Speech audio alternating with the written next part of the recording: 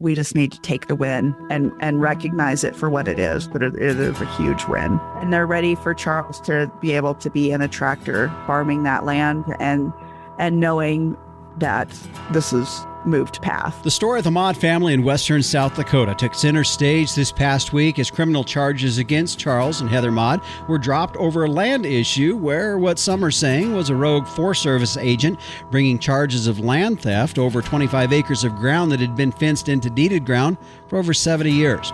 Today, Rachel Gable, spokesperson for the Maude family, returns as our guest as we talk about what's happened in the past 14 months in this situation, why was it falling on deaf ears in the previous administration, what's next for Charles and Heather Maude, and how do we view this situation as an industry moving forward. They're just an ordinary family, and this is truly a testament to what an ordinary ranch family can do when the industry is behind them. So I think it's a case study of what the industry could be.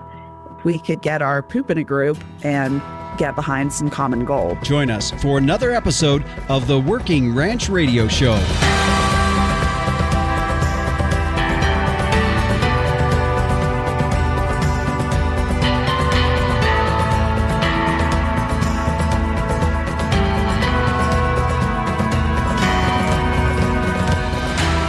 Hi, everyone. Justin Mills, and this is the Working Ranch Radio Show. Thank you for tuning in and joining us on our program today. And if this is your first time catching the Working Ranch Radio Show, we welcome you here today and hope you enjoy today's program. And by the way, next week's show, we're going to be talking with the folks on heart disease in cattle. That's always figured to be something that you would see in high elevation type cattle or areas of the country where there's high elevation, but we're starting to see that now in lower elevations. So that'll be the topic of next week's show. So be sure to tune in next week, same time, same place for the Working Ranch Radio Show. Now, the Working Ranch magazine, it is the April-May issue, has been out for probably a few weeks now. And if you haven't got completely through it, I encourage you to check it out. You know, one part of the magazine that I always enjoy going through, and it's in every issue, is the Buyer's Corral. And it's towards the end of the magazine, but a lot of different products, things that are in the marketplace that pertain to a lot of us in ranching. If you enjoy that kind of stuff, check it out, the Buyer's Corral, in each and every issue of Working Ranch Magazine. And if you haven't got a subscription, you can start one by going to workingranchmag.com, or you can also find one at your local tractor supply store. Yeah, you can find it on the shelves there. In fact, here's a couple places. If you are in Danville, Illinois, you can find one there. Also in Lufkin, Texas, and in Summersville, West Virginia, and the tractor supply stores there, as well as all the other ones all across the country. Well, before we jump into our interview today, make sure you get your coffee cup filled up and ready to go. Thanks to the folks at Cowpuncher Coffee. They do a great job of keeping me with coffee supplied here. Jim and Tricia Williams. Give them a call. Check them out online at cowpunchercoffee.com. Whether you want the whole bean or whether you want them ground, lots of different varieties. They even have the K-cups as well. So check it out, cowpunchercoffee.com. Grab a mug. Let's spur the day with Cowpuncher Coffee. Well, as we turn towards our subject at hand here today, joining us, or returning as a guest, I should say, is Miss Rachel Gable, who's the assistant editor of the Fence Post magazine and also a farm broadcaster for the Western Ag Network. And when Rachel first joined us back in episode 79, sharing with us the story of Charles and Heather Maude out of Caputa, South Dakota, and an issue that had arisen there at the time regarding a land issue between the U.S. Forest Service and their family ranch, a fifth-generation farm and ranch there in western South Dakota. A gag order being placed on both Charles and Heather Maude, where they were unable to talk to anybody about it or the press about it, and Rachel, being a close family friend, able to share with us some of the details going on that. And as many are aware, probably through your industry groups or other means of communication, very full aware of the fact that celebrating and happy for the Maude family, where all of the criminal charges that were brought to them were dropped last week, and they had the opportunity to be back in Washington, D.C. for a press conference with the Secretary of Agriculture, Brooke Rollins, along with many other dignitaries as well that had worked on their behalf to get these charges dropped. So joining us here again today, Miss Rachel Gable. Rachel, good to have you here on the Working Ranch Radio Show. Oh, thanks for having me. I appreciate it. Well, first and foremost, I got to say, your name was mentioned on Fox News, so that's cool. On Fox News, they did. Huh? I saw that Heather mentioned it. Who would have thought? Well, that's what I meant. Heather mentioned that, and she did a great job. I thought Heather did a great job of talking in front of those cameras, and thanking a lot of folks like you and others that have been a part of this whole process. And man, oh man, what a process! When did this get started? When things kind of started unraveling? Oh gosh, 24. Okay. I think they served. I think it was March of 2024, the end of March, is when Special Agent Travis Lunders from the U.S. Forest Service told them that there'd been a complaint of a misplaced no trespassing sign, and they took it down, and they went to town and met with Julie Wheeler and assumed that they would move forward and they'd have a survey. And because I think what some people aren't understanding, and I know that if you've not stood on the allotment and looked at it, it's kind of hard to wrap your brain around. But there's like 25-ish acres of the Forest Service's acres on the Maude side. But there's also 25-ish acres of the Maude on the Forest Service side.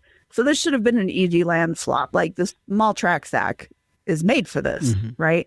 So it's not even a matter of, well, they had the fence in the wrong place, so they had been managing Forest Service land. There was land on the wrong side of the fence in both places. And so they assumed, we'll have a survey. It's going to take a while, and then we'll, figure out how many acres are on each side, figure out the value, and do the old swapperoo and be done with it. But that's absolutely not what happened. And this never should have been a criminal case, but certainly an overzealous prosecution. Yeah. Well, and I think for a lot of us, I think just as we look how this proceeded and where this went through, is almost like it's hard to believe that it got this far. Well, yeah, it should have never gotten this far. There's lots of things in place. Like I mentioned, the Small Tract Act. There's a lot of fences that are old like this one. It was built sometime between 1910 and 1950. So to say that we're a little bit more technologically advanced in our surveying methods now is a bit of an understatement. There's a lot of fences that aren't just right on the nose. And it's just a matter, and we wouldn't know if we didn't have the technology now, but we do. So it's just a matter of being a good neighbor and going through those motions. It kind of went from 0 to 100 just in a matter of 6 days. And it never should have gotten there. Yeah. Well, and I think people have to understand, and some do probably, that have really researched and followed the story and maybe even looked on a map of where this ranch is located. And for a lot of us that are probably in any parts of the country, terrain and creeks don't really follow boundary lines. They just kind of go where they're going to go. And in this case, being on the Cheyenne River, fences, they kind of go in and out of that sometimes to be fenced based upon where it was easiest to literally put a fence post. And in this particular case, I can't help but think, I know we've got similar country on our ranch as well that's fenced the same way. This was probably very similar to that. Yep, it's right there on the Cheyenne River. And heck, 1950 might have been a dry year. It might have been tricky to hammer in a post. I don't know. Mm-hmm. Now, it was long before my time as well. But, it's crazy to think that there were criminal charges leveraged against this couple about a fence that was placed 30 years before they were even born. Mm-hmm. It's just ludicrous. And the fact, Brooke Rollins, who's the Secretary of Ag, mentioned that there's a portal now through the USDA where farmers and ranchers and producers can report this sort of unfair prosecution. Well, that really tells me that it's an issue, which is wild. This seems like a case that is just a one-off, but apparently it's not, because there's a whole USDA portal to take care of this now. So hopefully this administration, we have to thank them for making this an environment where those bad actors can be removed. Mm-hmm. There's a lot of questions still to be answered in some of this, Rachel, as it come out, and it's great news. I think everybody in the ag industry definitely is celebrating for Charles and Heather and their family in this, and there was a lot of work on behalf of families surrounding them, Heather's family as well in Wyoming, and folks like you and some other folks that were part of this. And I think one of the questions that I'm looking back at some of this and just wondering, in that course of that time frame from when this first started till we were 1 to 2 days before the trial was set to begin, that this got resolved. And of course it was through two different administrations. And one of the questions I have, and I mean, what do you know from the inside of this, in the fact, and I'm cautious here. I know there was a lot of it's been a big victory for the Trump administration to bring this out. But when I hear things like there was letters written to Secretary Tom Vilsack with the Biden administration, and he was not seeing those letters, behind the scenes, what was going on in the attempts to try to touch base with those in Washington, D.C. in the previous administration?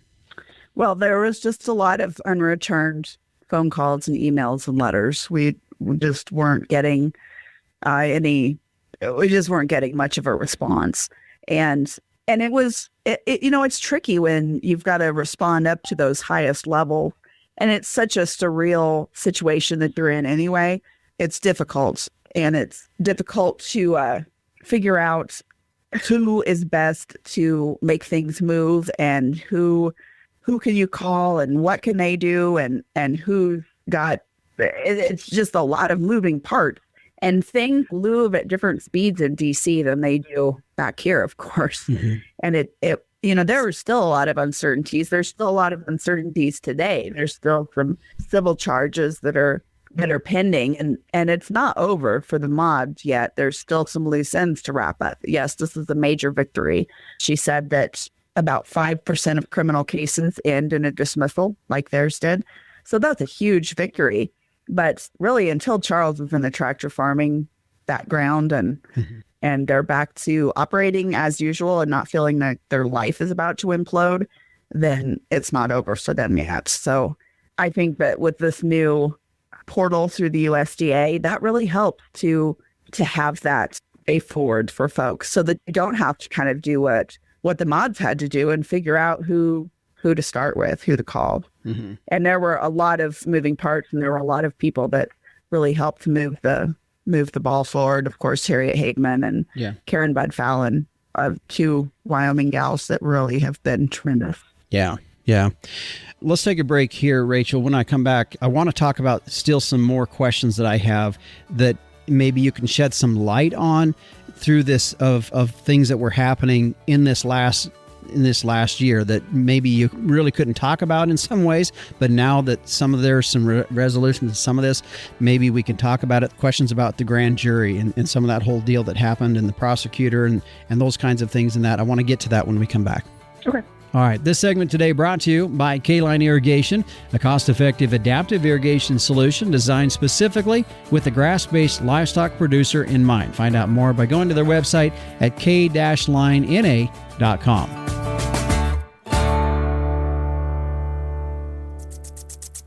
This year, choose to unlock the full potential of your cattle operation with K-Line Irrigation, the affordable and dynamic solution for grass-based livestock operations. Beat drought by planning ahead with the most user-friendly irrigation system. K-Line systems ensure optimal water distribution across all acres and are unencumbered by obstacles such as fence lines or steep terrain. Don't miss out on untapped pasture potential. Choose K-Line to secure the future of your grazing operation. For more information, visit our website at www.k-linena.com. Be sure to fill out a consultation form so our designers can create an estimate for your project. K-Line Irrigation, for greener, more productive pastures anywhere.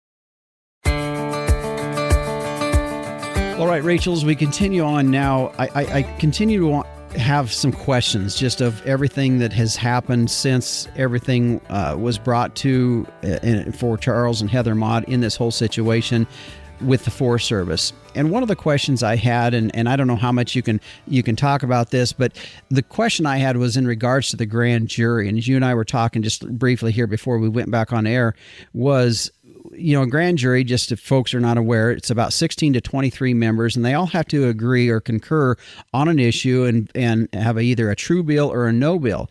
Well, in this particular case, it went before a grand jury, and the vote came back as a true bill. There's no cross-examination. It's a very low standard of proof, and it's all done in secrecy. Tell me how that process and just the mindset of everything that was going on when that was going on. Well, I can tell you that a lot of the things about the grand jury are still a bit of a mystery to me. The original complaint about the trespassing sign that was allegedly made by Hunter has still never been released to the Maudes or their representation. We still have never seen the survey that Special Agent Travis Wonders did 6 days after they were indicted. We've still never seen a second survey that he was out doing. We've never seen any of these things. So it's still quite muddy. And you said, there's a low threshold of evidence. Well, clearly there must be, because it's still, we've never seen it. Mm-hmm. I don't know what it is. And the whole thing has been very shrouded in mystery. And that to me should raise a lot of red flags for anyone who's trying to do business with these agencies. So I don't have a good answer for you. It's frustrating. And I know that you're frustrated getting that answer from me, but that's really all I've got. I don't know. I don't know. Mm-hmm. We've never gotten it, which seems bizarre to me, that if you're going to bring things to a grand jury, then perhaps you should be able to share that. Yeah. But we've never seen it. Another question I've got, Rachel, and some of this is just, and maybe this is just more conversation and dialogue between you and I and just our thoughts on this a little bit.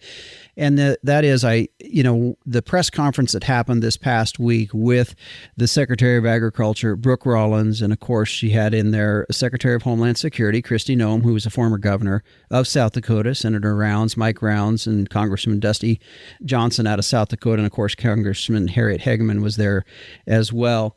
And quite a collaboration of folks in there. The current governor of South Dakota was also there. I didn't forget to mention him, but he was also part of that whole collaboration.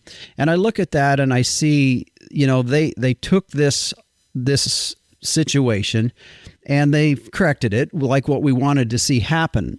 And I look at it as this was a huge softball to the Trump administration to do the right thing. I guess, in our opinion, what we would say would be the right thing. And I look back to see, did the Biden administration just underestimate what was going on here and not just, apparently just not clued in what was going on?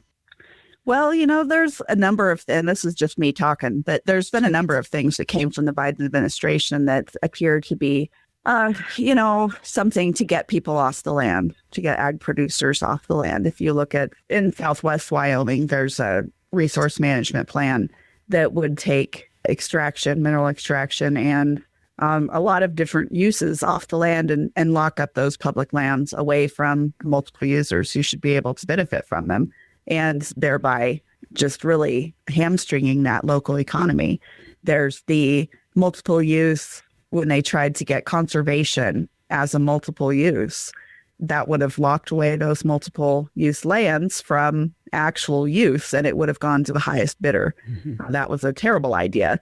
So there were a number of things that may have been something that you can, under the guise of conservation or under the guise of whatever, but it appears that the end goal was to get ranchers and farmers off the land. Mm-hmm. And that's something that happens in a country that has lost their way and has forgotten that being able to raise their own food is a matter of national security. And that happens in a country that people don't remember being hungry. Yeah. And certainly we're in a situation now where no one remembers that. So I think there were a lot of things coming from that Biden administration that were maybe under a different guise, but ended up being something to get those folks off the land. And I don't know that was the point, but perhaps it was. Mm-hmm. I don't know. Well, it definitely, to me, I just scratch my head and I just, in some of this, and I'm thinking, Secretary Vilsack, who's been a Secretary of Agriculture under 2 different administrations, I would say does not have a terrible reputation. And there may be some folks that say, well, they disagree with that. But at the same time, he's been more of the producer's Secretary of Ag in some ways. Now, I'm not going to say that everything's perfect, so don't get me wrong on that. But at the same time, I just wonder, man, how could you have your head buried so much in the sand that you could not have heard what was going on out in South Dakota? Right. Yeah, it would have been pretty hard to miss. But, it didn't get picked up by a lot of mainstream media the way that I thought it should. Mm-hmm.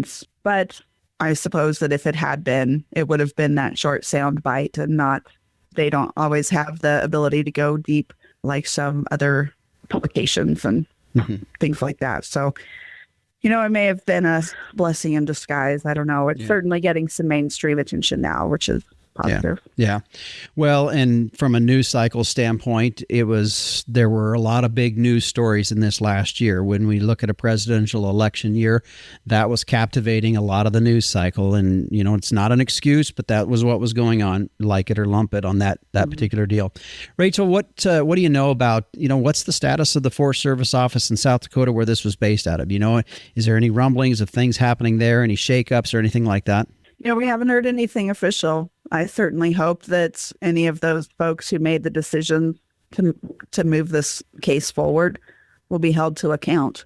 And I don't think that that's something that can be brushed under the rug at this point. I think there needs to be some accountability. I don't know what that looks like. I can make some guesses as to what I'd like it to look like, but my mama taught me better than that. So I won't make any guesses. Okay. All right. So I want to start moving now into kind of what's next. You had talked briefly a little bit about there's still a civil case out there. Explain kind of what that means and what that's going to entail. Well, again, we're not sure what the civil case is. So potential, it could be a lot of things. We don't know. I think that it will be wrapped up. I think what we need to concentrate on right now is that, like I said, only 5% of criminal cases end like this one, where they're dismissed. So I think that's a huge win, and that's what we need to concentrate on right now and let everything else be sorted out. There's just not. I think we need to take the win, and we need to recognize that this industry, especially the cattle industry, there's so many little subsections, RCAF or NCBA or USCA, and all of these are a little bit different or a lot different depending on where you're standing. Yeah. And talk about one thing that's been able to bring the entire industry together. It's been this Maude case. Mm-hmm. There were folks from all of the different groups, like you name them, they were there and working together for this common goal. And as much as I love and admire the Maude family, they're just an ordinary family. And this is truly a testament to what an ordinary ranch family can do when the industry is behind them. So I think it's a case study of what the industry could be if we could get our poop in a group and get behind some common goals. Yeah, very well said. And in fact, as you say that, working on an interview that I will be doing with some folks that were at the recent Common Ground Summit that took place in Denver, where they were tackled kind of some issues that aren't as polarizing as some of them are in the industry, and we'll be doing that. Will be coming up on a later show here on our program as well. Just real quick, back on that civil case, is that also in the district court setting, or where's that held at? I believe it's in the district court. Okay. Don't hold me to it. That'd make me almost think too in this particular case, because we got different, of course, with a different administration comes different U.S. attorneys that are now in part of that prosecution. So, and it was Prosecutor Ben Patterson, who's the assistant U.S. attorney now under the Trump administration, that brought it up to dismiss the charges and when it came earlier last week before when they went ahead and dismissed this. Is that correct? Yes. Yep. And they're still in the process of some Senate confirmations and some upheaval and some changing of the guard. Mm-hmm. So we're still kind of working through some of that. Okay. All right. Let's take a quick break, Rachel. And when we come back, I want to continue on talking a little bit more about what's next, because I know there's some legislation being worked on, as you talked about. There's still some things being figured out here, and we'll just kind of wrap up our conversation when we come back.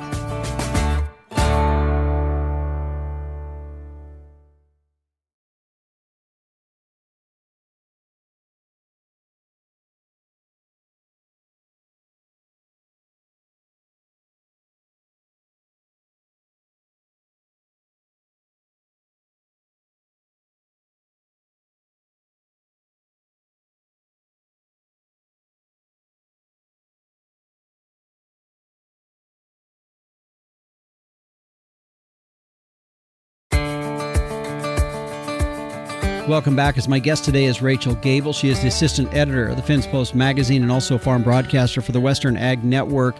As we are talking about, as many are aware, if you're just tuning into the program now, last week we were all able to celebrate, and they're very thankful for the criminal charges brought against the Maude family out of South Dakota regarding a land issue with U.S. Forest Service. Those criminal charges being dropped. A very peculiar situation, to say the least, Rachel, on this. And Rachel serving as a spokesperson for that family due to a gag order that was placed on them by a judge. And so, Rachel, as we wrap up our conversation here today, I want to continue to talk a little bit about what's next. We already talked about the civil case that's still there, but at the same time, we do know that there is some stuff happening back in D.C. Senator Rounds has introduced the Fence Line Fairness Act. Congresswoman Harriet Hagerman out of Wyoming also doing some stuff there. What do you know on some of the stuff that's going on back in D.C.? Sure. Well, I mean, I think that they're certainly seeing that there's an issue with some of these agencies, and they're seeing that we're certainly in an administration that is not willing to allow business to take place that way between farmers, ranchers, landowners, and federal agencies. Rounds, his Fence Line Fairness Act has been read twice, and I think it's in the Ag Committee right now, and it basically just helps resolve property line boundary disputes regarding National Forest System land and other privately held land, which should sound very familiar if you've been following the Maude case. And then, of course, Harriet Hageman has a number of bills, and she's got some that talk about CRP grazing. And, of course, she's keeping track very closely of those federal lands that are being perhaps taken away from that multiple use designation that they've had in place for so long. And I think everyone is being it's high on the radar, folks in Washington, about how these agencies are doing business. And so I think that now is like the perfect environment for folks to be able to get some resolution if they're in a situation similar to the Maude. Yeah. And definitely we do see that currently, where we're seeing some of the time, I guess, the Washington, D.C. or the bureaucratic side of things using time as a mechanism to maybe kill or hurt situations.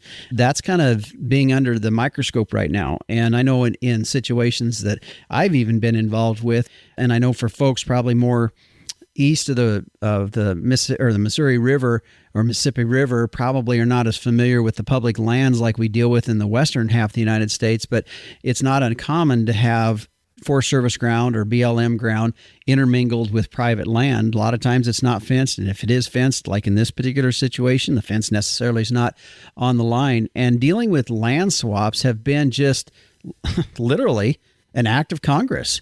And I feel like we're going to see some of that, maybe some resolution with some of this. I hope so. I hope that there's at least a way forward with some of it. You know, there's been some really ridiculous bills that have come forward that have tried to deal with some of those boundaries, and there was one that I can think of. I can't remember exactly who the sponsor was, but they wanted, signage on all of these fences, especially like the state leases that are within private lands. And it was like, okay, we're looking at $10,000 a mile for a fence. Yeah. Plus the resources to put it up, plus the signage, which is going to be huge. And these are folks making these rules and thinking of these things that have not been out with their boots on the ground. Yeah. So it may seem like a good idea in concept, but until you've been out on a 20,000 acre allotment on the side of a mountain, you don't realize why this doesn't sound like a good idea.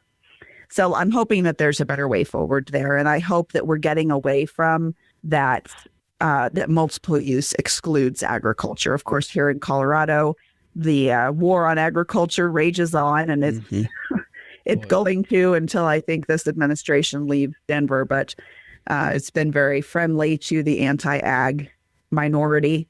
And I think that will continue for a while here, at least in Colorado. So, but I think federally, we're seeing a little bit more of a friendly environment for agriculture as a valuable multiple user on those public lands. Mm-hmm.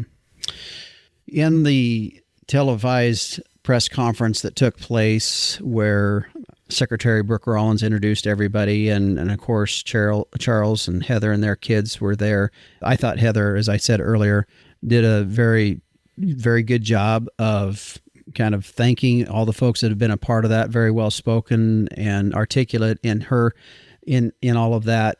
And so when I think about them and the last over a year that they've had to go through in all of this, for them, their family, for those of you that have worked closely with them, what's next for them and for you all?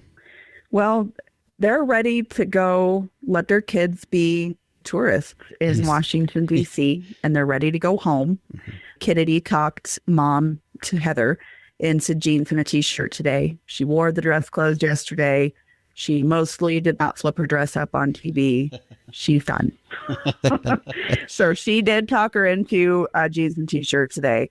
And everyone's tired. You know, they've been doing all of the hard things that take place on ranches, checking heifers when it's 35 degrees below zero. And meanwhile, their life is imploding and there's nothing they can do about it. And they're not even supposed to talk to one another about it because of the gag order. It's just been bizarre. So they're looking forward to a day in DC where they're able to be tourists, and then they're ready to go home. And they're ready for Charles to be able to be in a tractor farming that land and knowing that this is moved past. Yeah. And, none of that work, any of us listening on farms and ranches know that none of the work stopped. They had to do it. They just had to do it while their minds were swimming and their hearts were broken. And I think they're just a testament to how tough folks are in agriculture. Mm-hmm. As you were talking about the kids, the thought that went through my head was you can take the kid out of the country, but you can't take country out of the kid, right? Yes, I was really hoping that Kennedy was going to get to meet President Trump, because I think she was ready to ask him, hello, Mr. President, my name's Kennedy Maude. What took you so long? And knowing Kennedy the way I do, I think that would have happened. And I think he would have gotten a kick out of it. So I was sad that they didn't get to meet. But I hope that those two kids look back on this and recognize that, wow, what a mess and what a win. And what amazing parents we have. Yes. They were so articulate and so steadfast and so faithful. And they were just baddies. Yep. They were excellent. Yep. Very good. Rachel, just one final thing here before we go, and that is, as you look back for you, and you've been one of their main spokespersons through this whole process, you know that some of the details, which is why we've had you on to talk about it. They've not been able to have that opportunity to talk with the press, and so they've used some of you folks, and you particularly, to do that. As you reflect back on this, what is, from then till now, what is your biggest takeaway, and that we as ranchers can take away from what you learned? Sure. Well, I think the big takeaway for me personally in telling this story was that we're all capable of seeing our way through these tough challenges. And the Maudes were able to depend on folks outside themselves to help pave the way. I think if there's any question as to the value of those ag organizations and trade organizations, there shouldn't be, because boy, without NCBA, without RCAF, without stock growers, without a lot of those, the needle wouldn't have moved as quickly. And it seemed like it wasn't quickly, but it was. It wouldn't have moved as quickly and as significantly without them.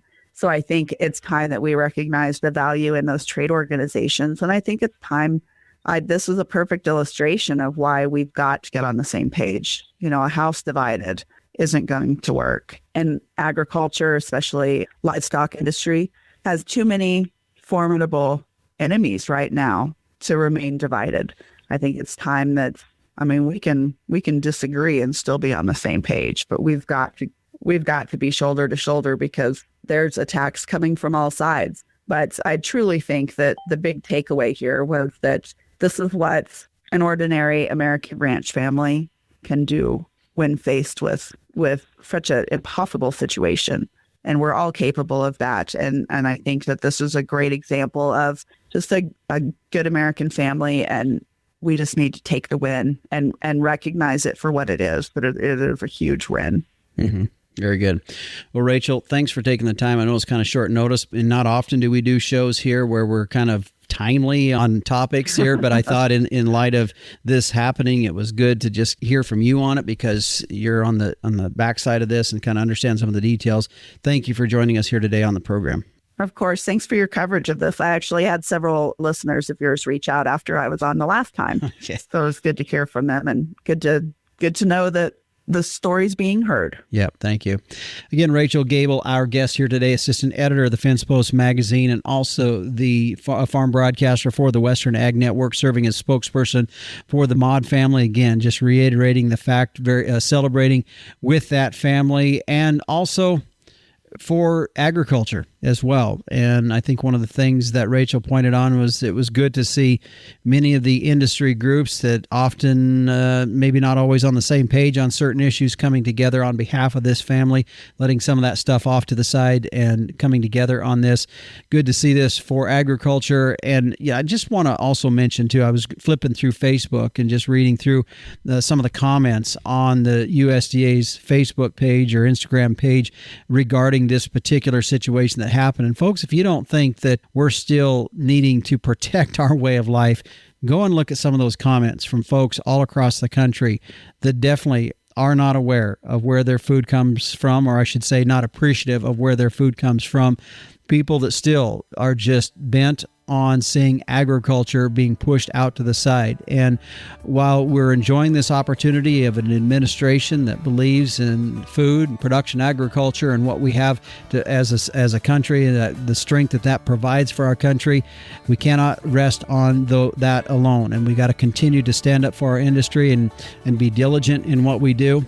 And as I think of that and say those particular words, the phrase that comes to mind that I think about, and it has to do with the closing ceremonies I remember in high school, in FFA meetings, and the president would say this as they close the meeting out: as we mingle with others, let us be diligent in labor, just in our dealings, courteous to everyone, and above all, honest and fair in the game of life. We'll be back after this.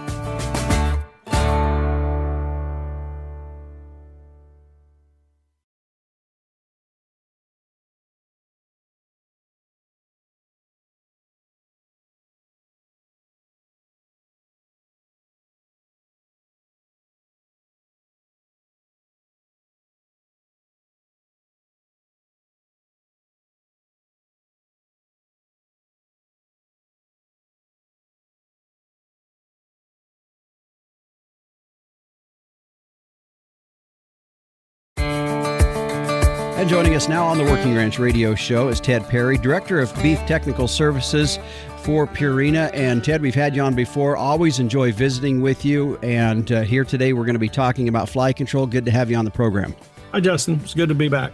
Well, Ted, as you and I were talking before we went on air, we were just discussing about the direction we want to talk about here today, and something that you brought up that I wasn't really aware of, I guess. You know, when we start talking about fly control, it kind of goes under maybe a really broad umbrella. But one of the things that you had pointed out was there's some recent data coming out of Georgia in regard to heifer development and fly control for those. Explain what we're finding there. Sure. This is really kind of fun research to watch develop. And it's also one of those things that, you know, somebody who works with the R&D kind of, gee, I wish I would have thought of that type thing. But what they're finding is they've done a lot of work with developing heifers And one of the questions was, why do we see a lot, especially in the southern states, why do we see a lot of these heifers developing mastitis? We've got mastitis issues down in there with blank quarters, and we all know the problems with mastitis. Well, when looking at these heifers, they're actually finding that when they look at test the heifers and look at the teat canals, they're finding the Staph aureus in the teat canals of these virgin heifers. And then when you look at the flies, and we know that flies carry Staph aureus on them, Ryan Hupp from Central Life Sciences makes the comment a lot of times that, flies don't wipe, they're on that manure pile, they get up, they fly off, they don't wipe their feet and they walk all over. That's where they're spreading the Staph aureus. So the fewer fly control. The other thing to think about is when you're in the heat of the day, where are the flies? They're not on the back of the cow. They're down underneath. And those teats make really nice meals because you've got a soft skin with an ample blood supply there. So flies like to congregate there. So they're not only spreading the Staph aureus in, but if you look at some of those teats on those young heifers, the front teats are just all scabbed over from fly damage. Mm-hmm. And, the back teats are usually okay or are a little bit better because you got the tail keeping the flies off, but those front teats are pretty much unprotected. And I just think in terms of a heifer, she's got this calf, she's not sure what to do with it. And about the time that thing latches onto that heifer, that teat that's all full of scabs, that's got to be uncomfortable and certainly not a good experience for her. So, you've got milk issues, you've got mastitis issues, and a lot of these can be alleviated. They're not going to be eliminated, but they can certainly be reduced just with having a good mineral program or a good fly control program, usually delivered with the minerals, that is going to keep those flies to a minimum and not bother those heifers near as bad. So there's really exciting data, and just another reason, as we move into, at some point, we're going to be in the developing phase. We're going to expand this cow herd. That's one thing to think about when we're developing more heifers. Make sure we've got good fly control on those heifers so that they've got a fighting chance to have a good udder with a minimum amount of mastitis coming through. Mm-hmm. And I think, Ted, as you talk about that, my mind always goes back to longevity as being something in our herd. We're trying to get these cows down in the herd and a little bit older in age. As we know, it takes 3.5 to 4 calves before they can get to the point to where they're actually making us money. And I look at like the bag issue, milk issue as being like in our herd experience here as being about the number 3 issue that usually causes a cow to fall out. Maybe first thing is she doesn't breed up, so that's one way that a cow falls out. Second thing is they break down. Either they're they just can't get around and get moving. And then the bag thing comes in second and third in that position as well. So that to me, really from an economical sense and from a rancher myself, that's where I'm seeing this come back to. But I also, and I agree with you, and that's what our data shows too. But I think that if you look at the dairy group, the dairy data, I think we're underestimating the mastitis load and the disease challenge that's causing that animal that's helping her not breed. Sure. Yeah. Because, that cow with an infection, she's not going to breed up nearly as fast or nearly as well. So those two are probably related a lot more than we give credit for. Mm-hmm. We tend not to think about mastitis. Oh, dang, she's got she's got a blank quarter. How'd she get it? Well, that's mastitis, obviously. So anything we can do to reduce that certainly helps. Going into expanding, like you said, we want these heifers, once she hits, man, if she can give us 10 calves without a problem, that's a home run. She's not going to do it on 3/4. Yeah. Good point. Yeah, that's interesting. I hadn't thought about it from some of those perspectives. Okay, now overall fly control, and this was something we were talking about too, and it's not that any time of the year, now isn't a applicable time of the year to be looking at good fly control, but at the same time, something you said to me that I wasn't really thinking of from this perspective is that the fall time of the year is also a good time, but just in general, kind of go through timings of the year and the importance of fly control in those times of year. Well, the feed through fly, let's keep everything in perspective. The feed through fly control reduces the total fly population because it reduces the number of flies hatching out of the manure pads. And this is time of year when we start, spring of the year, grass is coming, flies are coming out. Now's the time, okay, we got to get fly control in. But if you look at the data in the fall of the year, when it starts to get cold, I find this kind of fascinating. the flies literally, instead of hatching from manure and coming up and exposing, those maggots dig down into the soil, and that's how they overwinter. Okay. Otherwise, if they just stand, they just freeze and in the manure pat.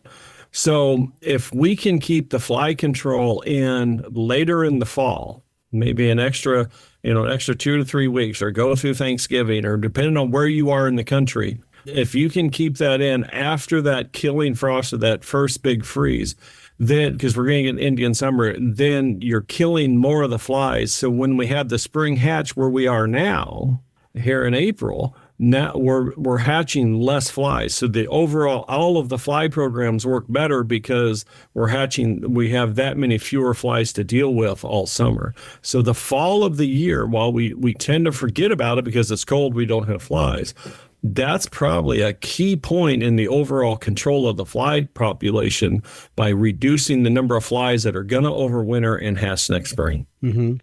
As you were talking about that, and the thought that came to my mind was the law of exponential growth.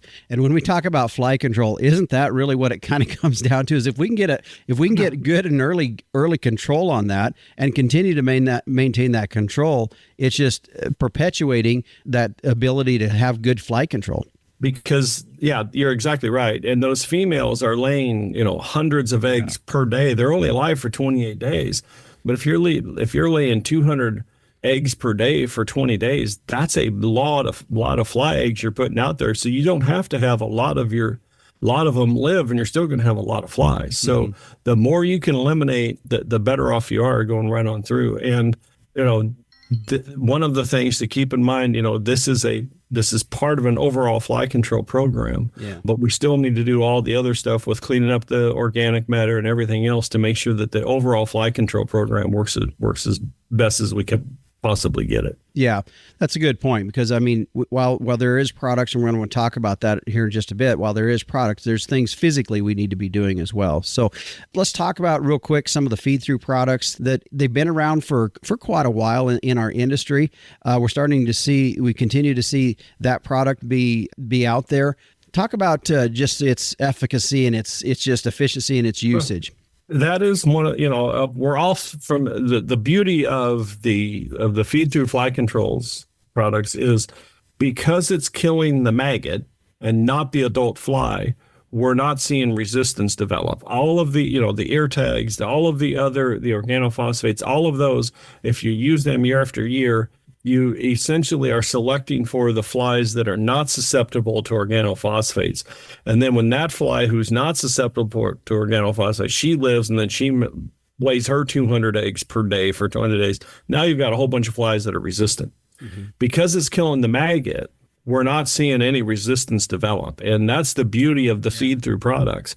And then as the industry's developed and people are seeing the importance, we've now, it's the feed-through fly program that used to be we used to think of in terms of, well, it's something you put in a mineral. But we've got it in minerals. We've got it in free choice tubs. There's a bunch of feedlot diets.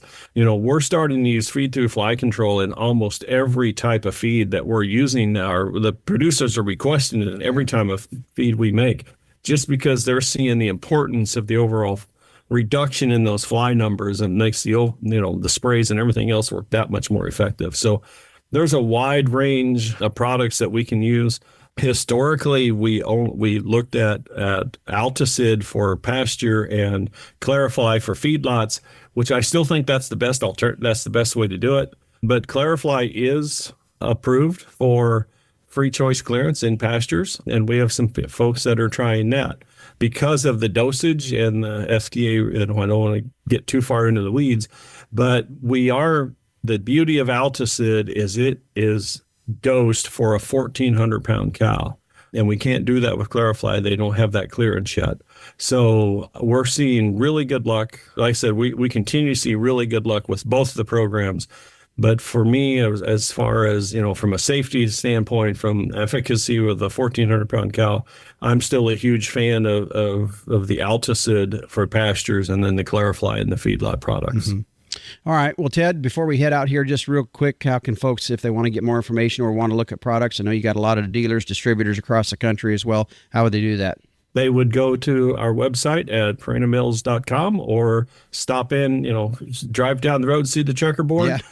You've got a Perina dealer. I was going to say that checkerboard logo is, I mean, boy, I tell you what, that goes back for years, doesn't it? That's the easiest way to find, driving down the road to see one, you need to talk a Perina question. There you go. Get somebody live. All right. And they can call in. You can sometimes if they check it online and they ask questions, they're going to be talking to you too, aren't they? Yeah. Depending on, if they like what they just heard, they can call. If not, you might want to ask. You can ask for somebody else. You can say, I don't want to talk to Ted. So that's fine too. All right, Ted, thanks for joining us here on the program today. Thank you. You bet. Again, that was Ted Perry, Director of Beef Technical Services for Purina. If you want to find out more about cattle mineral or any livestock mineral that they got out there, you can go to their website at purina.com. We'll take a look at our long-range weather coming up next. Looking for the perfect gift for a gardener or weather enthusiast? Introducing the Tropo, a precision rain gauge that has revolutionized both reliability and convenience. Expertly engineered by meteorologists, the Tropo gauge boasts rugged durability, impeccable accuracy, and precision to the 100th of an inch. Visit measurerain.com to order a Tropo today and use code RAINDAY. That's RAINDAY for free shipping and 10% off. Go to measurerain.com.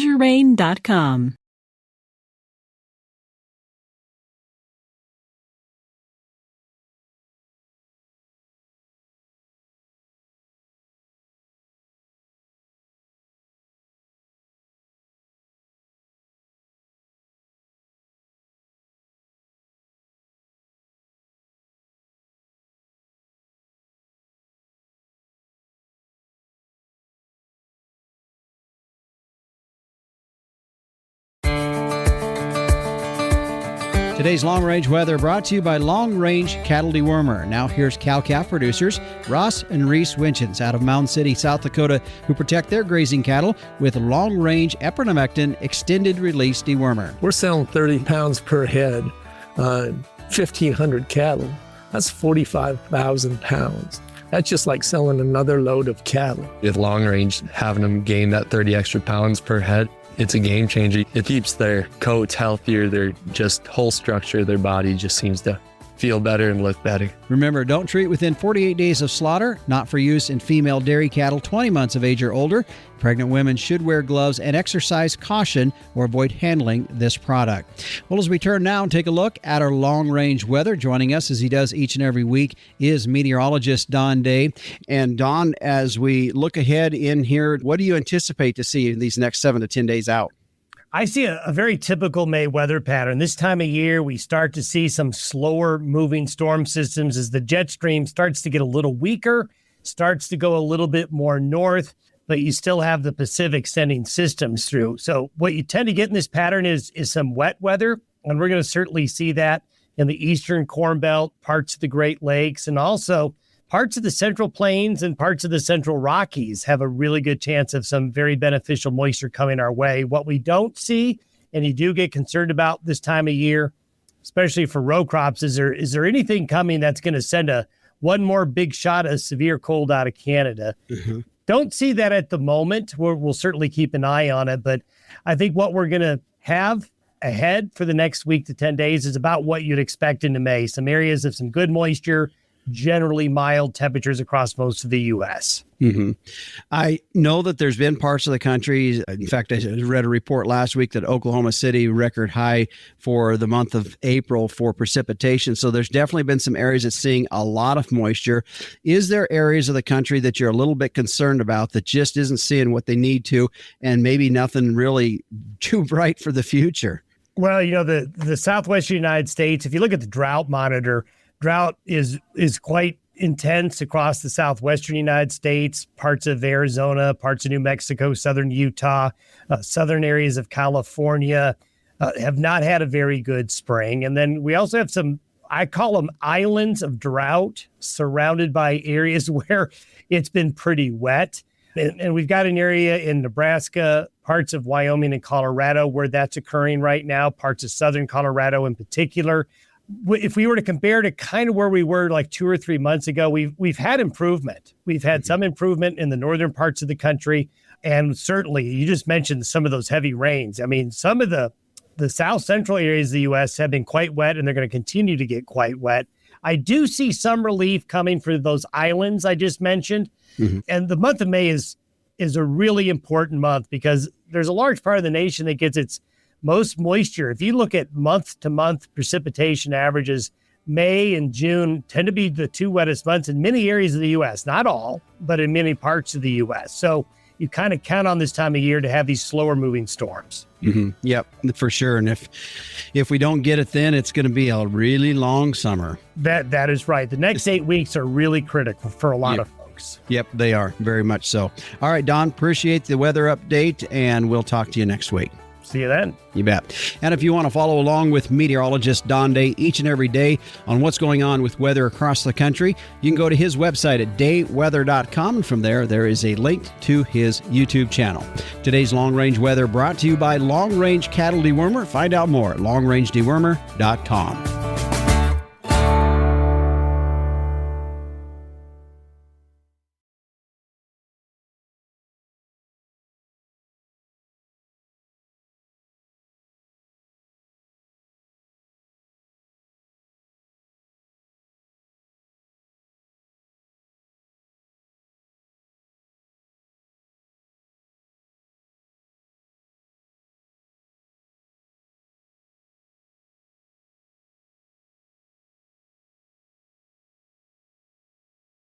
Next week, we're going to be talking bovine congestive heart failure. And if you think this is not applicable to your operation, I'm going to say you might want to tune in and listen in, because whether you are in the seed stock business, the purebred business, and or even the commercial business, it is applicable. And I can tell you, the guys in the feedlot industry, they're aware of it as well. So be sure to tune in next week as we talk congestive heart failure.